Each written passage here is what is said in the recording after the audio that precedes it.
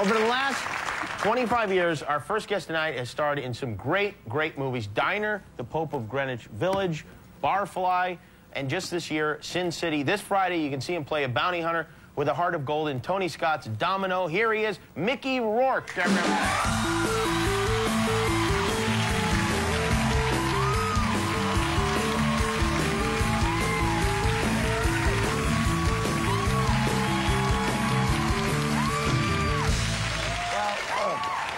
I know you don't do a lot of talk shows. I thank you for coming. It's great to have you here.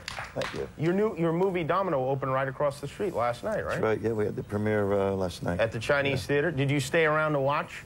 I didn't watch the movie. I went to the party. You did? You skipped the movie, went to the party? Yeah, it's hard for me to watch myself when it's so... Have you always felt like that? Yeah. Or it's uncomfortable? Yeah. So are there movies, like some of your movies that you've never seen? Yeah. Really? Yeah. Have you seen Diner, for instance? Long time ago. You did, a long time ago? Long time ago. Wow. That was when I could watch myself. Now really? Yeah, it gets What harder. about Barfly? Have you seen that one?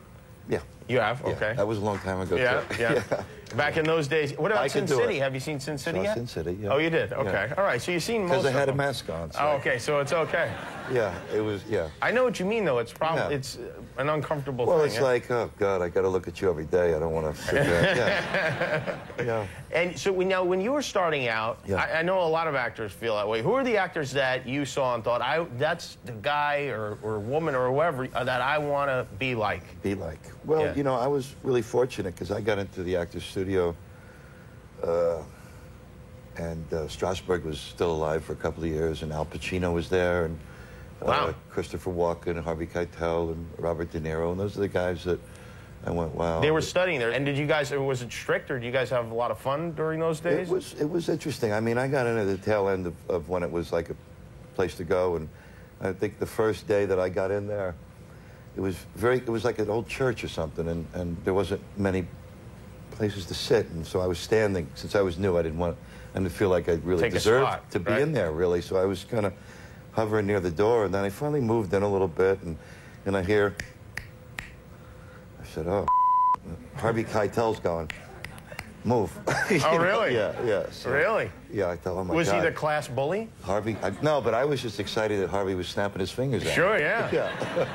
Who did you hang out with? Who was like your main buddy there? Because I can't imagine you and Christopher Walken together. Yeah, Chris is somebody I've admired for years. I mean, you know, I used to see Chris walking there, and he never said a word. He just sat in the chair, you know, and then he'd get up once in a while and do scenes. And there was, the playwright Arthur Miller, you know, he wrote The Death of a Salesman. And so Chris Walken was doing this sort of like it's like a normal kind of guy. And then you got Chris Walken and this other kid, and it looked like two aliens on stage. Oh, really? You know? It didn't look like, yeah, but it was so far out. That's what made it interesting, was to have a guy like Chris. Did people imitate him even when he was Not then. a student? No, not back then? I mean, I went up to him, and, you know, I was even in a late night class with him with 4 or 5 or 6 or 7 other people for like several months, and every day or every other day I'd see him, he'd walk by and he'd go, and I'd say, hey man, how you doing? He'd go, Chris Walken. I know you. I've been in the same class with you for 6 months. You know? Really? Yeah, he was pretty out there. Yeah, I would guess so. Yeah. Wow, that's something else. Now, why did you made all these great movies, and then you disappeared and became a boxer? Yeah, well, that was my first profession. I wanted to go back and do it one more time. I was an amateur fighter and wanted to do it one more time, and I always felt like I kind of never turned professional for all the wrong reasons for me, and I wanted to do it one more time, and so at 34 I went back and did it. And couldn't you have done a boxing movie instead, like a lot of guys are doing? well, it was only supposed to be one fight, and it turned into like 12 or 13 over 5 years. You were undefeated too, right? Well, not in the gym. Oh, not in the gym, Not in the gym, no. But in your professional fights. Yeah, I mean, I was in a gym with James Toney, and I mean, he beat my ass to death every day. You know? Well, he's a monster, James Toney. Yeah, but what weight were you fighting at then? 168 and then 175.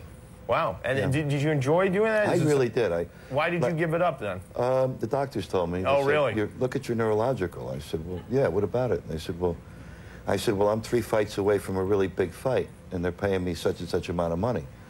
I said, let me just take one more at a time. He goes, look at your neurological. I can't even see it, you know. He says, well, there was a button that you have to push that vibrates, and you're supposed to take your hand off the button when it stops vibrating. And like, you know, I'm sitting there for quite a while, and he goes, Mickey, that thing's been on for 20 minutes. Oh, really? Yeah. So it's a very sophisticated test, and I'm glad that they do, because you know, everybody wants one more, you know. And yeah, I wanted one more, and I'm glad, because you cross a line and there's not really any coming back. You know, Do you still follow boxing? I mean, there are guys that are now fighting in their 50s now. Yeah, I was watching the fight the other night on television, and Klitschko came over. You know, to your house? Yeah. Wow. Sure. Yeah, and he's like he's a lump. He was supposed to go to the premiere, but he was exhausted. He was too tired. From training? From training. Oh, really? Yeah. He's got a big fight coming up with Rockman. You know, so. Yeah. Wow. So you live next to Quentin Tarantino also, yes, right? I do. Yeah. So that's who calls the cops on who in that neighborhood? Yeah, Quentin came over the other night, and it was the first time he came over. I don't remember if we ate or just talked all night, had lemonade or whatever. But now, when you say all I know night, it was 5 in the morning. And, oh, really? Yeah. Really all night? And I said, well, I'm going to go to sleep. Yeah. And Quentin, you know, he can talk, man. You know. Yeah.